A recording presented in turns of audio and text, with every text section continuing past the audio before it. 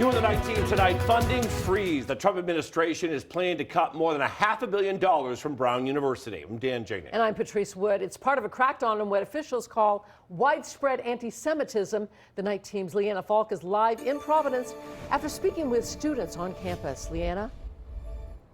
Yeah, Patrice, Dan, Brown University could lose more than $500 million in federal funding. Most students that we talked to asked to remain anonymous, but they expressed to us that they are feeling fearful and frustrated.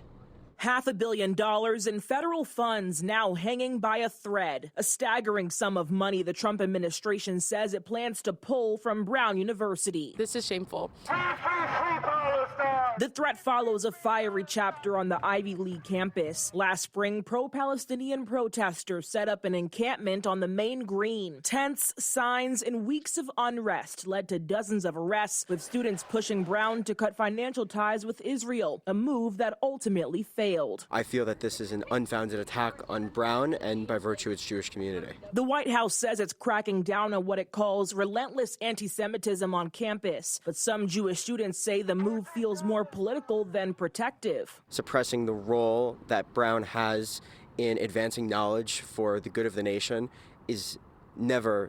should never be used in the name of protecting Jewish students. Seems to me like an ideological battle against higher education. Brown University tells NBC 10 it has no information to support the reports. A message to academic leaders emphasized that there's been no official notice, only rumors. Still, the uncertainty is already creating real fear on campus, especially for students who rely on that money. I'm a student who does research, so, my income and quote unquote livelihood is based on federal funding, and this was shameful, and it made me, scared about the future. For some, the biggest blow isn't the funds. It's the feeling of being caught in the crossfire of a political fight they never asked for. I feel comfortable, and it's shocking. It seems purely ideological to me.